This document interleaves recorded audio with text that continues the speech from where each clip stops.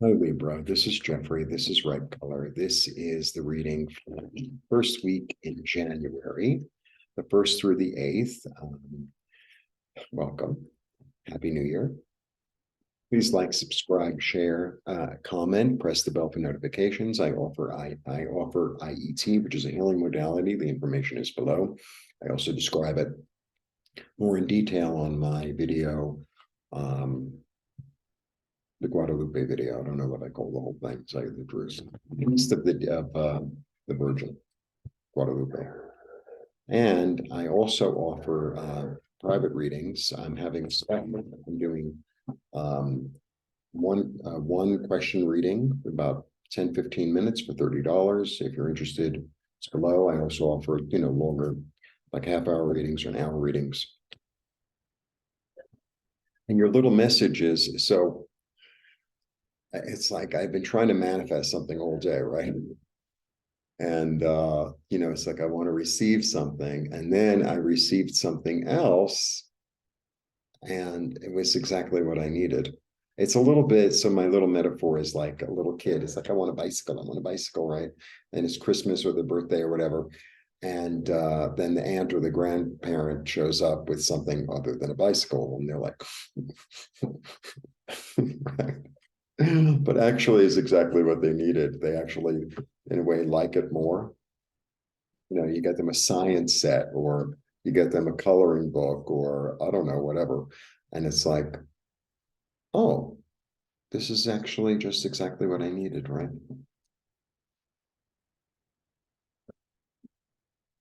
Interesting message, no? It's midnight and it's Christmas Eve. I'm doing them very early this time. And they're lighting fireworks, so the dogs are crazy. It was so quiet in the afternoon and I was doing really well. And I was like, oh, now I'm seeing that Christmas is the time.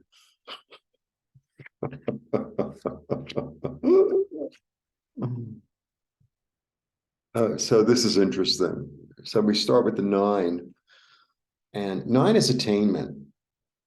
9 is attainment, right? So it's attainment of thought. Don't look at the iconography. Just do the number and the right and the suit. Attainment of thought. And it's like a truce.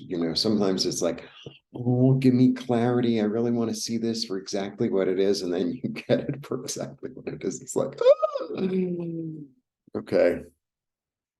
And then I have the 5.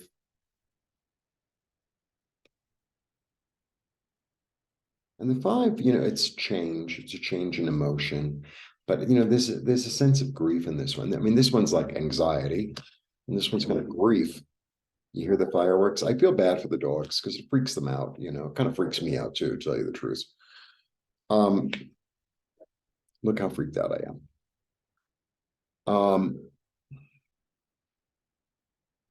It's like, well, now that I see it for what it is, I'm a little bit maybe sad, maybe disappointed, a little bit remorseful, not remorseful, but sad. I feel sad, right? But then the Ace of Swords, sometimes we need to see the truth for what it is, right? You see the truth really for what it is. And, maybe it's a little upsetting, but it leads you to a new thought. It leads you, because, that's, life, sometimes it's happy, sometimes it's sad.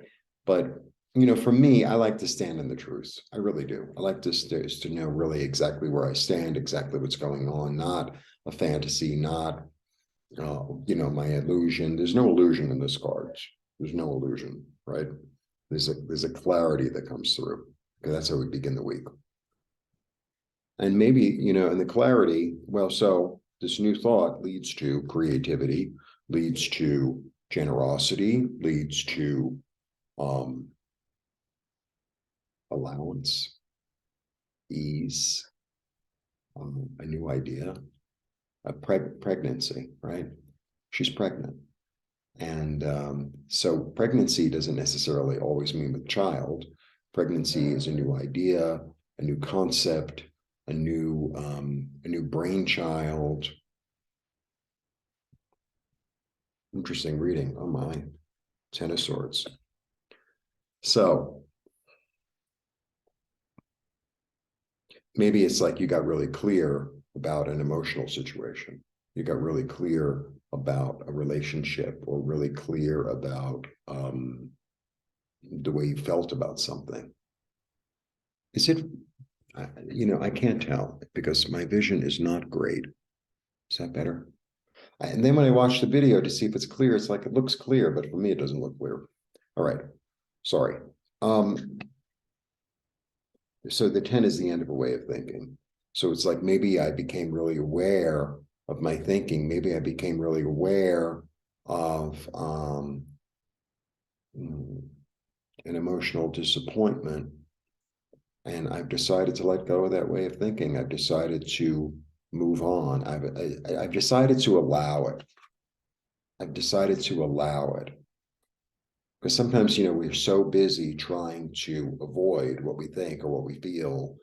And it's like, you know what? I'm going to give it space and see what it has to show me. Right? Because this shows you something. Wow. Yeah, I'm looking at it really carefully in a practical way. I'm looking at it because this is sort of a cameraman sometimes. And it's like I'm looking at this really because this is the miser, right? So the miser, okay, I have $100. It has to last this long. And this is what this costs. And this is what that costs. He's looking at everything really carefully. So you're looking at it in a practical way, in an earth-based way, and not so much in your mind, not so much in your feelings, but in a practical way. It's like a learning week. It's like a learning week. I'm learning something about myself, and sometimes learning something about yourself is not the most pleasant thing in the world. Wow. And then we get the Magician. And the Magician is amazing. So the Magician, first of all, it's leadership.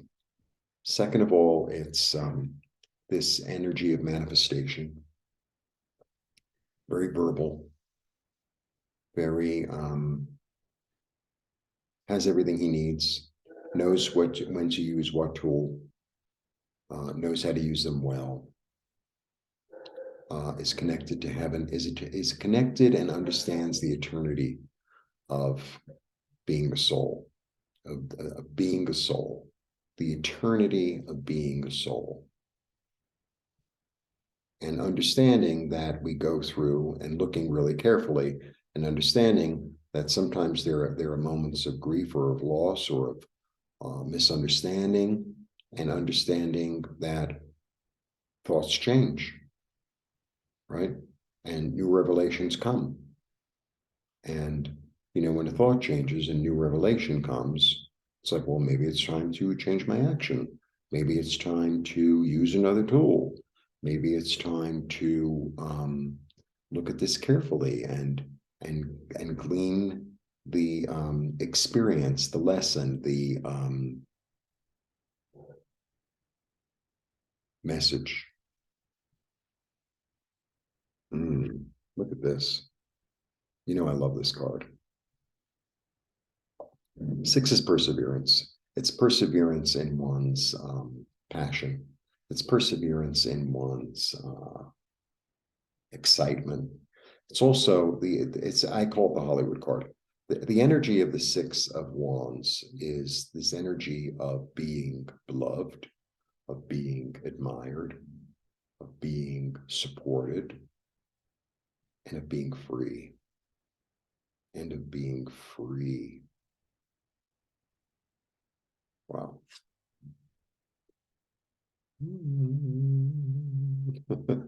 I love this card. This is like a fantastic card. It's a 3. It's creative. It's my second 3. It's about 3 is about creativity. 3 is this particular card really is about joy. It's about joy. Like it's the card of joy in the deck. It's about happiness. It's about celebration. It's about artistic inspiration. It's the muses. It's three graces. There's also this understanding that there, because it's a profoundly feminine card, because it's three women, right? So there's this understanding really of the triplicate goddess in this card. There's this understanding, for me, the understanding of the triplicate goddess is the understanding of time and experience and cycle. There's a time for every, right? It's the maiden, and then the mother, and the crone. So it's really this understanding, and it's like the phases of the moon.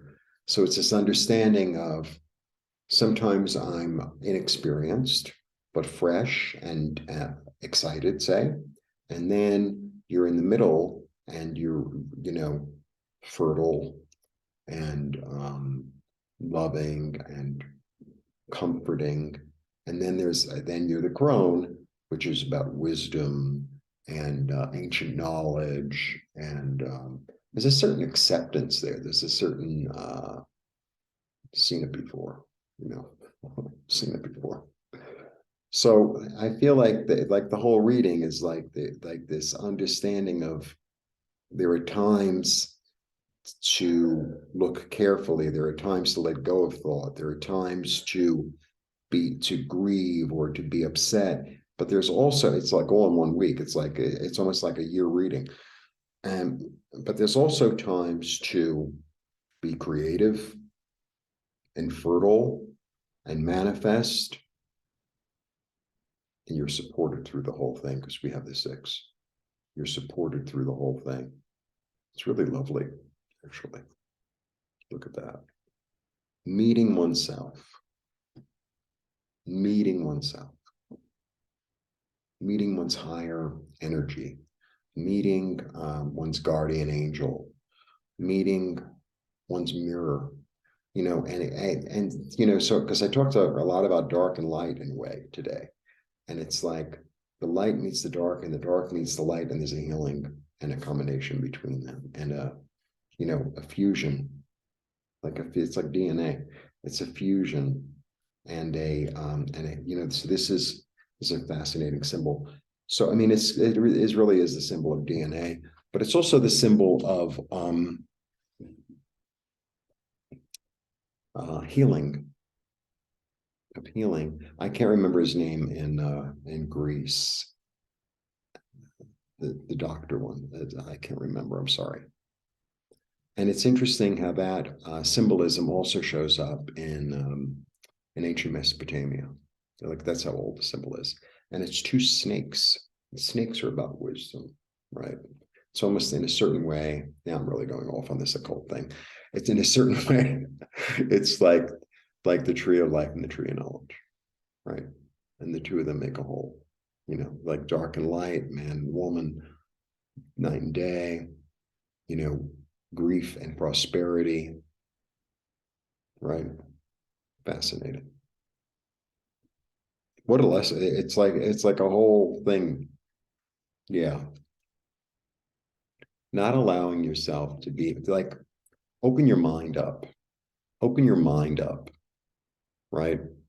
Just open your mind. A lot of swords. A lot of swords. And, swords always really stick out because the iconography of the swords is always dark. But it's not, just because the iconography is dark doesn't mean the card is dark, right? I could use a different deck. I won't, but I could. And 8 is awareness. 9 is attainment, and 10 is completion.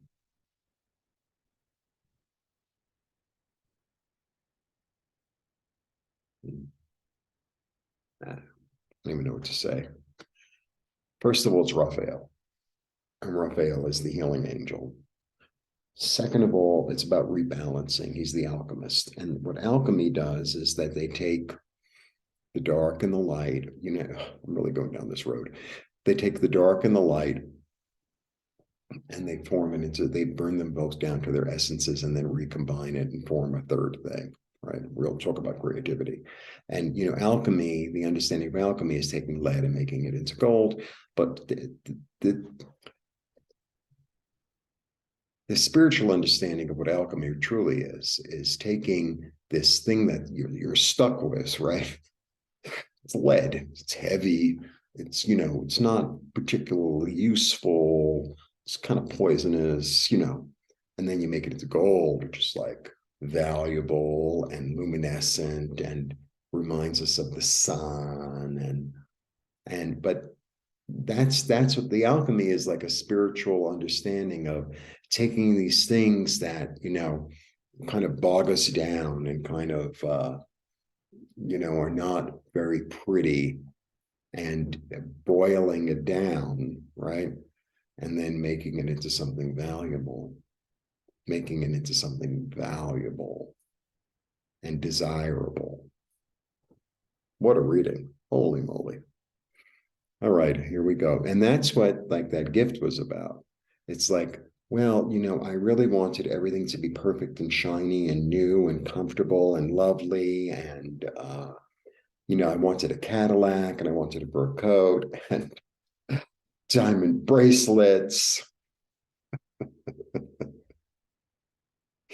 And what I got instead, somebody who loves me. That's kind of what I wanted. It's like, this is what you got. So maybe it's what you needed. I don't know where that came from, but it did. Beautiful. I think that somebody who loves you is you. That's what I think. That's what I think. Yeah, I don't like that. All right. Seeing the truth, letting the bad feelings go through you, having a new idea, bringing together duality. I'm going to read this card as its opposite. Opening one's mind and one's intuition and seeing things really, really clearly in a practical way, letting go of old thoughts, letting the new dawn rise toward ease and empowerment.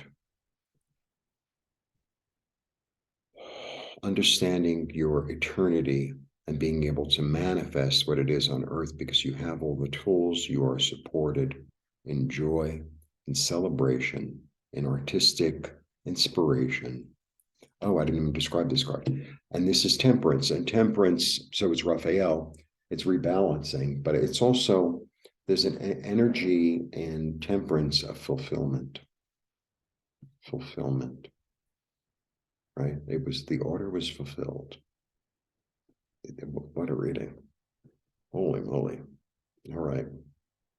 Enjoy January, darling. Blessings.